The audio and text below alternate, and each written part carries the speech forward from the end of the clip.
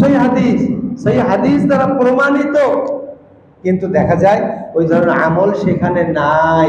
কিন্তু আমরা আবার ঈদে মিলাদুন নবীর দিক দিয়ে অনেক অগ্রগামী, অনেক পটু। আল্লাহ রসুলের মিলাদুন নবী বছরে একদিন আমরা যদি অনুষ্ঠান না করতে পারি, তাহলে সারা জীবন করলামটাই কি? তো ভাইরা আবার যেরকম শবে কদরের ব্যাপারে নির্দিষ্ট দিন নাই, আল্লাহ রাসূল বলেন নাই যে এই দিনে তোমরা শবে কদর উদযাপন করো, বলেছেন শেষ দশকের বেজোড় রাত্রে তোমরা তালাশ করো। এটা হলো ইমাল আমলের ব্যাপার। এই জন্যে আমাদের অনেক রোজাদার যারা আছেন মাশাআল্লাহ, রমজান মাসে শেষ দশকে মসজিদে এসে তারা ইতিকাফ করেন। শবে কদরের উদযাপন উদ্দেশ্যে তারা কি করে? মসজিদে উদযাপন করে। তো এখানে আল্লাহ রসুলকে জানানো হয় না, আল্লাহ রসুল জানেন না, এবং ঠিকভাবে বলেও জান নাই যে অমুক তারিখে আমার জন্ম হয়েছে, এই দিনটা তোমরা কি করো? ধুমধাম করে পালন করো। তাহলে বোঝা গেল যে তার দিন কবে, তারিখটা কবে, এটা শরিয়াতের কোন মানদণ্ড না। আতিউল্লাহ ওয়া আতিউর রাসূল, আল্লাহর ইতাআত করো, আনুগত্য করো, এবং রাসূলের আনুগত্য করো। আর আতিউল্লাহ ওয়ার রাসূল, আল্লাহর ইতাআত করো, রাসূলের আনুগত্য করো, লাআল্লাকুম তুরহামুন, তাহলে তোমাদের উপরে হয়তোবা রহম করা হবে, তোমাদের উপরে আল্লাহর মেহেরবানি আসবে। সূরা আল ইমরান। এরপরে বলা হয়েছে কুল্লু উম্মতি ইয়াদখুলুনাল জান্নাহ, আমার প্রত্যেক উম্মতি জান্নাতে প্রবেশ করবে ইল্লা মান আবা, কিন্তু যারা ইনকার করেছে। ইল্লা মান আবা বলা হলো কারা ইনকার করেছে? ক্বালা মান আতাআনি দাখালাল জান্নাহ, যারা আমার ইতাআত করেছে তারা জান্নাতি, যারা জান্নাতে যাবে। ওয়া মান আসানি ফাকাদ আবা, আর যারা আমার নাফরমানি করেছে তারা আমার ইনকার করেছে, অর্থাৎ তারা জাহান্নামী। তাহলে আমার বোঝা গেল যে আমরা বুঝলাম আমার ইতাআত হলো আল্লাহ রসুল যে কথা বলে গেছেন সেই কথাগুলো আমাদের মানতেই হবে। এটা বুখারীর হাদিস। আল্লাহ রাব্বুল আলামিন আমাদের সবাইকে তৌফিক দান করুন যেন সত্যিকার ভাবে আল্লাহর পথে আমরা চলতে পারি, এবং যে সমস্ত বিদআতি কর্মকাণ্ড আছে, বিদআতি অনুষ্ঠান আমাদের সমাজে চালু আছে, তা থেকে যেন আমরা দূরে থাকতে পারি। আল্লাহ রাব্বুল আলামিন আমাদের সবাইকে তৌফিক দান করুন, আমিন। আল্লাহ বলছেন ওমা আতাকুমুর রাসূল ফাখুযু, রাসূল যা দেয় তোমরা তা গ্রহণ করো। তাহলে আল্লাহর নির্দেশ, রাসূল যা দেয়। আমাদের সমাজে অনেকে আছে যে আমরা আহলে কোরআন, অর্থাৎ কোরআন মানি, কয় না হাদিসের মধ্যে অনেক সন্দেহ আছে, হাদিস সেইভাবে লেখা হয় নাই, হাদিসের মধ্যে অনেক ঝামেলা, অনেক এই সেই, তাহলে আমরা আহলে কোরআন, কোরআন মানবো। তাহলে এখানে যে আমি আয়াতগুলো তেলাওয়াত করলাম, আতিউল্লাহ ওয়া আতিউর রাসূল, আল্লাহর আনুগত্য করো, রসুলের আনুগত্য করো। রসুলের আনুগত্য মানে কি? রসুলের হাদিস মানো। আল্লাহ রাব্বুল আলামিন এখানে বলে দিলেন আমার কথা মানো, কোরআন মানো, রসুলের আনুগত্য করো, হাদিস মানো। আমরা আহলে কোরআন, আমরা হাদিস মানি না। কয় না সে সময় তো লেখা হয় নাই, অনেক সমস্যা থাকতে পারে। তাহলে এখন বর্তমানে যে কোরআন, এই কোরআন আপনার বাড়িতে জিবরাইল আইসা ওই যে একখান কোরআন বলে এটা আল্লাহর পক্ষ থেকে এই যে ছাপাইয়া তোমার বাড়িতে তোমার কাছে দিয়ে গেলাম, যেহেতু তুমি আহলে কোরআন, তুমি এই কোরআন পড়ো, এরকম কি কোনো ইতিহাস আছে? না, কোন ইতিহাস এরকম নাই। তো ভাইরা আমার, ওয়াসওয়াসার শেষ নাই, শয়তানি ওয়াসওয়াসা এটা সবার অন্তরে আছে। বিধায় যদি কেউ বলে যে আমরা হাদিস মানি না, আমরা আহলে কোরআন আল্লাহর মানি, সে হলো বড় কাযযাব, সে হলো বড় মিথ্যাবাদী, সে আল্লাহরও মানে না। আল্লাহ বলেছেন ওমা আতাকুমুর রাসূল ফাখুযু, রাসূল যা দেয় তোমরা তা নাও। কার কথা? আল্লাহর কথা। কে বলেছেন ভাই? আল্লাহ বলেছেন। আর আমরা বলছি যে আমরা কোরআন মানি কিন্তু হাদিস মানি না, হাদিসের সমস্যা আছে। আরে ভাই, আল্লাহ কইছে ওমা আতাকুমুর রাসূল ফাখুযু, রাসূল যা দেয়, রাসূল যা দেয় তা তোমরা গ্রহণ করো। ওমা নাহাকুম আনহু ফান্তাহু, এবং রাসূল যা থেকে তোমাদেরকে নিষেধ করে তা থেকে তোমরা দূরে থাকো। ক্লিয়ার হয়ে গেল কথা। আল্লাহ বলেছেন রাসূলকে মান্য করতে, রসুল যে কথাগুলো বলবে সেই কথাগুলো যদি আমরা মান্য না করি তাহলে আমরা কোরআনও মানব না। বিধায় যোগ বিয়োগ করে বোঝা গেল যে যারা রসুলকে মানে না তারা আহলে কোরআন না, তারা আহলে শয়তান, তারা শয়তানের দাবিদারি করে। তাই তারা আহলে কোরআন বলে নিজেকে বাঁচানোর চেষ্টা করে। আহলে কোরআন বলে বাঁচার কোনো লাইন নাই। আহলে কোরআন যারা, তারা আহলুল হাদিস, তারা হাদিসও মানবে। যারা হাদিস মানে তারা কোরআন মানবে, যারা কোরআন মানবে তারা হাদিসও মানবে, তাছাড়া ঈমান থাকবে না। আশহাদু আল্লা ইলাহা ইল্লাল্লাহ শুধু এই একটা অঙ্গ বললে আমি মুসলিম হতে পারবো না। ওয়া আশহাদু আন্না মুহাম্মাদুর রাসূলুল্লাহ এটাও বলতে হবে সঙ্গে সঙ্গে। আল্লাহর শাহাদা এবং রসুলের শাহাদা, আল্লাহর উপরে ঈমান, রসুলের উপরে ঈমান আনয়ন করে মুমিন হতে হবে। তো ভাইরা আমার, শুধু এক পক্ষে কথা বললে হবে না যে আমরা আহলে কোরআন। আহলে কোরআন বলে বাঁচার কোনো লাইন নাই। যারা নিজেরা বলবে যে আমরা আহলে কোরআন, এরা হলো আহলে ইবলিস, এরা হলো আহলে ইবলিস, এটা হলো ইবলিসের আহাল, এটা আল্লাহর আহাল না, আহলে কোরআন না এরা। এজন্য আমরা বলবো ওমা আতাকুমুর রাসূল ফাখুযু, রসুল যা দেয় সেটা নাও। তো রসুল মিলাদুন নবীর দিন দিয়ে যান নাই, বিধায় আমরা মিলাদুন নবী উদযাপন করব না ইনশাআল্লাহ। মিলাদুন নবী অনুষ্ঠানে আমরা যাব না। আমাদের ইকরার করতে হবে, অঙ্গীকার করতে হবে যে আমরা ঈদ মিলাদুন নবীর অনুষ্ঠান করব না, অনুষ্ঠান যাব না, অনুষ্ঠান সাপোর্ট করব না, এবং এটা আন্তরিকভাবে ওটা মেনেও নেব না। সিরাতুন নবী আমরা অনুষ্ঠান করলে সেখানে যাব, রসুল কি বলেছেন, রসুলের আনুগত্য করতে হবে, রসুল সম্পর্কে যে আলোচনা হবে এটা আমাদের আলোচনা করতে হবে রসুলের সিরাত সম্পর্কে। রসুল কি বলেছেন, রসুল কেমন লোক ছিলেন। রসুল মিথ্যা কথা বলতেন না, আমরাও মিথ্যা কথা বলবো না। রসুল মানুষকে কষ্ট দিতেন না, রসুল বলেছেন যে জবান দিয়ে কষ্ট দেবে সে মুসলিম না। আমরা তার আনুগত্য করব, তার কথা ফলো করব, মানব। আমরা মানুষকে কষ্ট দিব না, মানুষের উপরে জুলুম করব না। রসুল বলে গেছে, আমরাও কি করব, আমরাও মানুষের উপরে জুলুম করব না। রসুল এইভাবে সালাত পড়েছেন, সাল্লু কামা রাআইতুমুনি উসাল্লি, সালাত এইভাবে পড়ো যেভাবে আমাকে পড়তে দেখছো। বিভিন্ন মসজিদে গিয়ে দেখেন আর হাদিসের পৃষ্ঠা খুলে দেখেন, আপনার সালাত আর রসুলের সালাতের মধ্যে পার্থক্য অনেক। রসুলের হাদিসে প্রমাণিত যে সমস্ত সুন্নাহগুলো রয়েছে, আপনার সালাতের মধ্যে এই বুখারীর হাদিস, সিয়াসেতার হাদিসের অনেকগুলো আপনার এই সালাতের মধ্যে খুঁজে পাওয়া যায় না। তাহলে সিরাতুন নবী অনুষ্ঠান করে লাভ কি? রসুলের সিরাত আমি আলোচনা করলাম, রসুলের সালাত আমি ধরতে পারলাম না। খুযু আন্নী মানাসিকাকুম, তোমরা হজ করো, হজ শিখো আমার কাছ থেকে। তাহলে হজ কার কাছ থেকে শিখতে হবে ভাই? আল্লাহ রসুলের কাছ থেকে। আমাদের অনেক ভাইরা আছেন যে এই জায়গায় সালাত আল্লাহ রসুল জমা করেছেন, 2 ওয়াক্তের সালাত একসঙ্গে পড়েছেন। আমরা গিয়ে বলি আমার তো এখানে কোনো কষ্ট নাই, আমার তো মাশাআল্লাহ খাওয়া দাওয়ার কষ্ট নাই, এখানে সফরেরও কষ্ট নাই, তাহলে আমরা 2 ওয়াক্তের সালাত একসঙ্গে কেন পড়ব? তারপরে আল্লাহ রসুল এই জায়গায় ফজরের মাগরিবের সালাত, ইশার সালাত জমা করেছেন, আমরা এটা করি না। 4 রাকাতের সালাত 2 রাকাত পড়েছেন, বলে এটা আমরা এখন কি জন্য করব? আমরা তো খুব শান্তিতে আছি, সফরে থাকলে না একটা ব্যাপার ছিল। অনেকে আমরা এটাও করতে পারি না। আল্লাহ কি বলছেন? খুযু আন্নী মানাসিকাকুম, হজ শিখো আমার কাছ থেকে। তো আমি যেখানে জমা করেছি সেখানে জমা করতেই হবে। আমি যেখানে কসর করেছি তোমাদের কসর সেখানেই করতে হবে। তোমরা মিনার ময়দানে কোরবানি করো, আমি যেখানে কোরবানি করেছিলাম সেখানেই করতে হবে না। পুরা মিনার ময়দানটাই হলো কোরবানির স্থান। সুবহানাল্লাহ বিহামদিহি। সমস্যার সমাধান সব হয়ে গেল। তাহলে এরকম ভাবে দেখেন, আমরা আমাদের আকীদা নিয়ে, আমরা আমাদের আমল নিয়ে সৌদি আরবে যাই, মক্কায় যাই, ওখানে গিয়েও ঝামেলা যে না এটা এইভাবে করলে কেমন হয়, এটা তো আমরা আমাদের বাড়িতে জীবনেও করি নাই। গিয়ে দেখবেন নামাজের মধ্যে বিভিন্ন জায়গায় অনেক পার্থক্য। তাহলে ওখানে গিয়ে আমার লাভ কি হলো?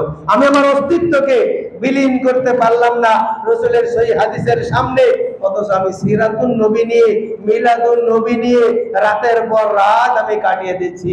এগুলো সব বৃথা। अमल से जिंदगी बनती है, जन्नत भी जहन्नम भी। ये खाक अपनी फितरत में ना नारी है ना नूरी है। আমল দেখেন, আমল। কোন অনুষ্ঠান কি করলেন না করলেন, অনুষ্ঠান আপনাকে বাঁচাবে না, আমাকে বাঁচাবে কি আমল। কি হিসেবে বাঁচাবে ভাই? আমল। আমল দেখেন আপনি কি আমলে জড়িত, আপনি কি হাদিসের আমলে জড়িত, রসুলের আমলের সঙ্গে জড়িত? আপনার সালাত কি পূর্ণ রসুলের সালাতের মতো হচ্ছে? যদি না হয় তাহলে আপনার সালাত রসুলের সালাত হচ্ছে না, এটা আপনাকে মানতেই হবে।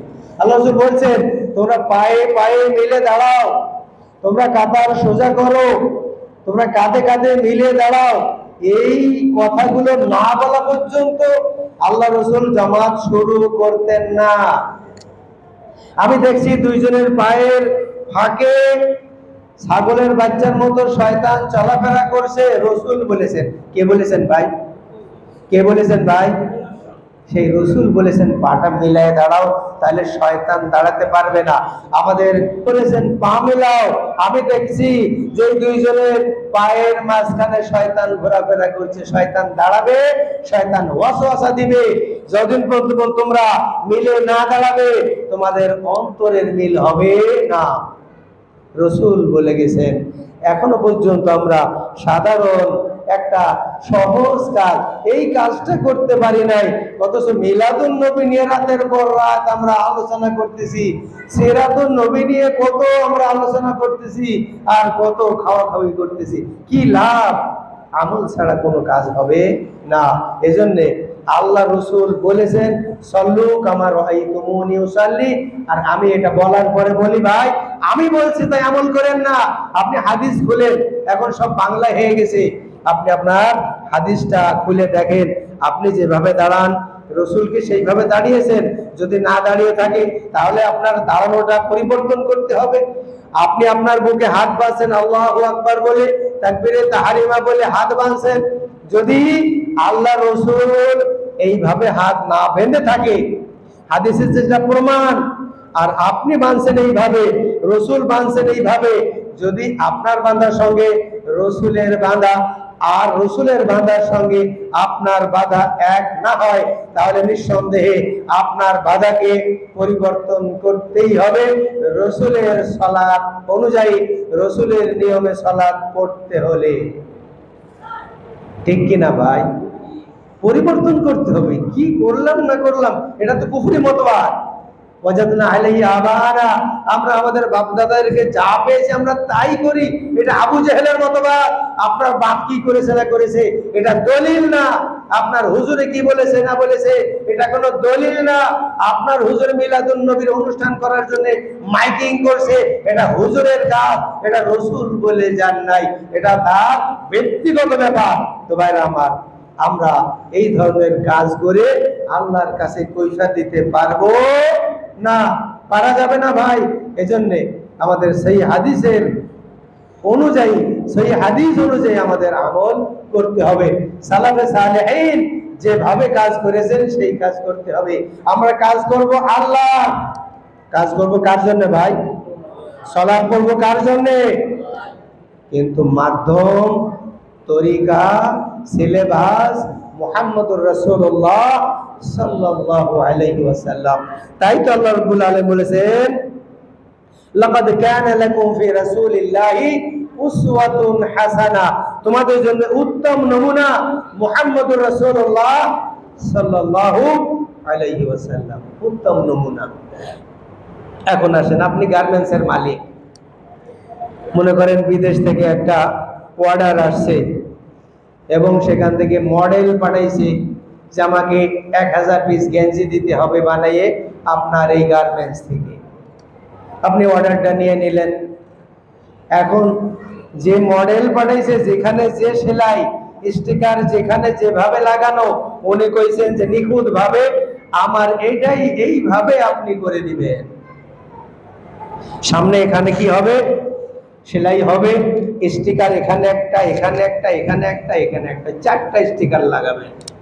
আর আমরা লাগাই ঘাড়ের উপরে একটা স্টিকার লাগে, সাধারণভাবে আমরা সেটা দেখি। কিন্তু অর্ডার আসছে কি সামনে সেলাই হবে, 4টা স্টিকার লাগাবেন। আপনি চিন্তা করলেন, তাই তো সামনে স্টিকার 4টে লাগালে তো কেমন দেখা যাবে? স্টিকার উঠতে থাকবে, এটা তো ভালো দেখা যাবে? আপনি সেই মডেল অনুযায়ী আপনি গেঞ্জি না বানিয়ে 1000 পিস বানানো হয়ে গেছে, আপনি আপনার মডেল অনুযায়ী বানিয়ে আপনি পাঠিয়ে দিচ্ছেন। এখন বলেন দেখি, আপনি যে আপনার মত মতো গেঞ্জিগুলো আপনি অর্ডার নিয়েছিলেন এবং আপনার মত মতো আপনি পাঠিয়ে দিয়েছেন, এই মডেলে যেটা আপনার কাছে পাঠানো হয়েছিল সেই মডেলে না বানিয়ে আপনার মতো আপনার চিন্তাধারায় আপনি যে গেঞ্জিগুলো দিয়ে পাঠিয়ে দিলেন, এই গেঞ্জিগুলোকে কি তিনি নিয়ে নেবেন না ফেরত দিবেন? জনগণ নেবেন না ফেরত দিবেন? আমি তো মডেল দিয়ে দিলাম যে এইভাবেই হবে, নড়চড় হবে না, এখানে চাপ সেলাই হবে, এখানে লক সেলাই হবে, মাপ হবে এতটুকু, লম্বা হবে এতটুকু, এই সেই সব কিছু মডেল, আমি তো মডেল দিয়ে দিলাম। আল্লাহকে বলছেন লাকাদ কানা লাকুম ফি রাসূলিল্লাহি উসওয়াতুন হাসানাহ, তোমাদের জীবনে তোমাদের জন্য উত্তম নমুনা হলো মুহাম্মদুর রাসূলুল্লাহ সাল্লাল্লাহু আলাইহি সাল্লাম। তো রাসূল বলছেন আমার নামাজের মতো তুমি নামাজ পড়ো, কিন্তু আমি দেখছি রসুলের মতো আমি নামাজ পড়ছি না, এই নামাজ কি আল্লাহর কাছে গ্রহণ হবে? জোরে কন না কে? আরো জোরে কন হবে? তাহলে পরিবর্তনের দরকার আছে না নাই ভাই? পৃষ্ঠা খোলেন, হাদিস খোলেন, নামাজ নিয়ে সামনে দাঁড়ান যে আমি যেভাবে দাঁড়াইলাম এভাবে কি আল্লাহ রসুল দাঁড়াইছেন? যদি না দাঁড়ায় পরিবর্তন করুন, এখনো সময় আছে। এখনো আপনার কাছে মালাকুল মউত আসে নাই, এসে গেলে আর কোনো লাইন থাকবে না। আপনি সালাতের ভিতরে যেগুলো রাসূল করেছেন সহিহ হাদিসে প্রমাণিত, আপনি বাধ্য আপনার সালাতে পরিবর্তন করতে। আর তা যদি না হয় আপনি আপনার মতো সালাত আদায় করলে, আল্লাহ রাসূল বলেছেন অনেক নামাজি আছে যাদের নামাজ ফেরেশতারা ধরে তার মুখে মেরে দেয় যে তোমার সালাত হয় নাই, তোমার কিয়াম হয় নাই, তোমার রুকু হয় নাই, তোমার জলসা ইস্তিরাহাত হয় নাই, তোমার দোয়া দুরুদ হয় নাই, তোমার কিয়াম হয় নাই।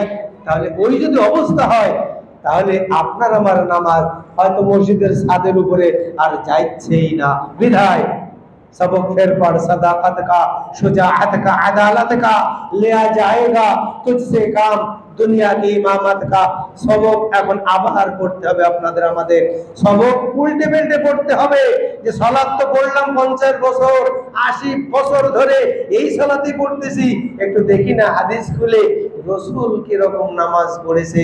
80 বছর ধরে হুজুরের নিয়মে নামাজ পড়লাম, হুজুর তো সেদিন আমার আপনার কাছে যাবে না, আল্লাহ রসুলকে সুপারিশ করার অনুমতি দেওয়া হবে, তাই রসুল কি করবেন? সুপারিশ করবেন। আর আমাদের ধারণা কি আমার বাবার মুরিদ হলে সালাত লাগে, আমরা এই স্লোগান মাশাআল্লাহ দেখেন না, ভণ্ডামির কত একটা পাওয়ার। আমার বাবার মুরিদ হলে সালাত লাগে না, তাহলে সালাত যখন লাগে না, সিয়াম লাগে না, কিয়াম লাগে না, কিছুই লাগে না, আমার বাবা মুরিদ যে সেদিনে হুজুরের কি হবে, পীর সাহেবের যে কোন জাহান্নামে পড়তে হবে, পীর সাহেবই তো খুঁজে পাবে না যে আমি কোন জাহান্নামে আইলাম। মুরিদ তো বাদী থাক ভাইরা আমার। এজন্য আমি আপনাদের আপন ভেবে, আমি আপনাদের ভালোবেসে মহাব্বতের সুরে আমি এই কথাগুলো আপনাদের সামনে উপস্থাপন করব। আসুন না আবারও আপনার আমার সালাতগুলো হাদিসের পৃষ্ঠা দেখে দেখে মিল করি যে আমার উত্তরপত্র হয়েছে কিনা। আমি যেটা লিখছি, অঙ্ক যেটা করলাম, এটা তো আমার নিয়ম মতো আমি একটা ফর্মুলা দিয়ে উত্তর মিলাই দিলাম। অনেক সময় 8 আর 2 10, আমি 8 আর 2 12 লিখে দিয়ে আইলাম এবং চিন্তা করলাম না আমার উত্তর তো ঠিকই হয়েছে মাশাআল্লাহ। কিন্তু আপনার আমার উত্তর তো হয় নাই, আপনার খেয়াল মতো হয়ে গেছে, কিন্তু আসলে চিন্তাধারা করলে দেখা যাবে উত্তরে আপনার ভুল হয়ে গেছে। তো ভাইরা আমার, 50 বছর ধরে যে সালাত পড়তেছি, সে সালাত যদি রসুলের সালাত মতো না হয়, তাহলে নিঃসন্দেহে আপনার সালাত রসুলের সালাত মতো হচ্ছে না। এখন আল্লাহর কাছে কবুল হবে কি হবে না, এটা আল্লাহর ব্যাপার। আপনার সালাত আল্লাহ গ্রহণ করবেন কি না করবেন, এটা আল্লাহর ব্যাপার। আপনার হজ আপনি আপনার নিয়মে, আপনার হুজুরের নিয়মে করেছেন, এখন আল্লাহর কাছে এই হজ কবুল হবে কি না, এটা আল্লাহ রাব্বুল আলামিন ভালো জানেন। তবে আমি আপনাদের জোর গলায় কিছু বলি না যে আমল করতেই হবে। আমি বলি যে আমাদের আমলগুলো আল্লাহ রাসূলের হাদিসের সামনে পেশ করি, যে আমি যেভাবে দাঁড়াই আল্লাহ রাসূল কি এইভাবে দাঁড়াইছেন, যদি না দাঁড়ায় তাহলে পরিবর্তন করুন। আল্লাহ রাসূল হাত কোথায় বাঁধছেন, যদি সহি হাদিস দ্বারা প্রমাণিত হয় যে আমার এই বাঁধা আল্লাহ রাসূলের বাঁধার সঙ্গে মিল নাই, তাহলে এরপরও আমরা আমাদের হুজুরের দোহাই দিয়ে আমরা রসুলের হাত বাঁধাকে পরিত্যাগ করে দিলাম, তাহলে আশেকে রসুল বলে তো কোনো কাজ হবে না। আমি আশেকে রসুল এই বলে আল্লাহর কাছে কি পরিত্রাণ পাওয়া যাবে? তা তো যাবে না। ওমা আতাকুমুর রাসূল ফাখুযু, রাসূল যা দেয় তা না। তাহলে রাসূল কি দিলেন হাদিসে, আমাকে পড়তে হবে, আমাকে মিলাইতে হবে, আমার উত্তরপত্র মিলাইতে হবে যে রসুলের উত্তরপত্রের সঙ্গে রসুলের বক্তব্যের সঙ্গে আমার আমলের মিল আছে কিনা। আমি শুধু এতটুকু চিন্তাধারা আপনাদের কাছে রেখে গেলাম যে আপনারা আপনাদের সালাতগুলো হাদিসের সামনে পেশ করবেন, আপনাদের আমলগুলো হাদিসের সামনে পেশ করবেন। যদি আল্লাহ রসুলের হাদিসের মধ্যে কোনো জায়গায় প্রমাণিত না হয় যে আল্লাহ রসুল কোনোদিন জীবনে মিলাদুন নবী অনুষ্ঠান করেছেন, বলেছেন, সমর্থন দিয়েছেন, তাহলে আর জীবনে কোনোদিন এই কাজে যাইয়েন না, এই কাজে সমর্থন করেন না। আর মৌনভাবেই এটা আপনি ভালোবাসেন না যে ঈদ মিলাদুন নবী সম্পর্কে কোন অনুষ্ঠান ইসলামে আছে, এটা করা যাবে না, সম্পূর্ণ বিদআত, এটা আপনাকে স্বীকার করতেই হবে। আপনার আমল দরকার। আগেও বলেছি, অনেকে হয়তো শেষে আইছেন, কবে রসুল জন্মগ্রহণ করেছেন না করেছেন এটা জানলে আপনার ঈমান বেড়ে যাবে, এটা কোনো ফ্যাক্টর না। আর না জানলে যে আপনার ঈমান থাকবেন, আপনি বেঈমান হয়ে যাবেন, এটাও না। এজন্যে পূর্ণভাবে ইতিহাস ঘাটলে এটা প্রমাণিত এখনো পর্যন্ত হয় নাই কামা হাক্কাহু যে হ্যাঁ আল্লাহ রসুল এই দিন এই তারিখে জন্মগ্রহণ করেছে। অনেকে বলেছেন 2 তারিখ, অনেকে 8 তারিখ, অনেকে 10 তারিখ, অনেকে 12 তারিখ, শেষে বলেছেন আল্লাহই ভালো জানেন। তো আমরা ওই একটি কথা বলবো, আল্লাহই ভালো জানেন। কিন্তু এখানে আমি এই বলে বেঁচে যাব, কিন্তু যেগুলো সহি হাদিস দ্বারা প্রমাণিত, এখানে আপনাকে আমাকে আল্লাহ ভালো জানেন বললে হবে না, আপনাকেই জানতে হবে রসুল কি বলেছেন, আপনাকে জানতে হবে রসুল কিভাবে সালাত পড়েছেন, আপনাকে জানতে হবে রসুল হজ করেছেন কিভাবে, রসুল ফসল করেছেন কিভাবে। মান আহদাসা ফি আমরিনা হাযা মা লাইসা মিনহু ফাহুয়া রাদ্দুন। আমার এই শরীয়তের মধ্যে যে ব্যক্তি নতুন কিছু করলো যেটা নাই, ফাহুয়া রাদ্দুন, সেটা পরিত্যক্ত, সেটা বাদ, সেটা আমল করা চলবে না। এটা কি কইছে না কইছে, কোন হুজুরে কি কইলো না কইলো, এটা ধর্তব্য নয়, এটা ধরার বিষয় নাই। রসুল কি বলেছেন, রসুল কি বলেছেন, হ্যাঁ রসুল বলেছেন, তাহলে আমান্না ওয়া সাল্লামনা, তাহলে মেনে নিতে হবে। আল্লাহ রসুলকে যখন মেরাজে নিয়ে যাওয়া হলো, রাতে ফিরে আসলেন, রাতের মধ্যে এই কথা একেবারে ছড়িয়ে গেল, মুহাম্মদ সাল্লাল্লাহু আলাইহি ওয়াসাল্লাম আজকে রাতের ভিতরে 7 আসমান একেবারে সফর করে রাতারাতি আবার ফিরে চলে আসছে। এই কথা কি মানা যায়? সম্প্রচার করছে, ই আবার কোন কথা? এক রাতের ভিতরে এত হাজার হাজার হাজার হাজার মাইল অতিক্রম করে আবার রাতে ফিরে এসেছে, কিভাবে সম্ভব? এটা তো অসম্ভব। যখন এই কথা আবু বকরের কানে চলে গেছে, কে বলেছে? বলে মুহাম্মদ বলেছে সাল্লাল্লাহু আলাইহি ওয়াসাল্লাম। আবু বকরের কথা মুহাম্মদ সাল্লাল্লাহু আলাইহি ওয়াসাল্লাম যদি এই কথা বলে থাকে, তাহলে আমি একবারে 100% বিশ্বাস করে নিলাম, সুবহানাল্লাহ। এই জন্য আবু বকর সিদ্দিক বলা হয়েছে। সত্যবাদী। দেখেন না কোন সময় কোন জায়গায় তিনি সত্যতা প্রমাণ করেছেন, যে রসুল বলেছে এক রাতের ভিতরে 7 আসমান অতিক্রম করে রাতেই ফিরে আসছে। আল্লাহ রসুল বলেছেন, আবু বকর বলছেন ঠিকই বলেছেন, আমি মেনে নিলাম। সুবহানাল্লাহি বিহামদি। এই হলো আবু বকর সিদ্দিক রাদিয়াল্লাহু তাআলার ব্যাপার। তো আমরা এই কথাই বলবো যে যদি প্রমাণ হয়ে যায় রসুল বলেছেন, সেটা মানতেই হবে। বলা যাবে না আমাদের এই ইমাম বলেছে, বলা যাবে না এই হুজুরে বলেছে, বলা যাবে না এই মুহাদ্দিস বলেছে, অমুক বলেছে, তমুক বলেছে, এটা কিছুই বলা যাবে না। আমাদের বলতে হবে মুহাম্মদুর রাসূলুল্লাহ সাল্লাল্লাহু আলাইহি ওয়াসাল্লাম বলেছেন। তো যাই হোক,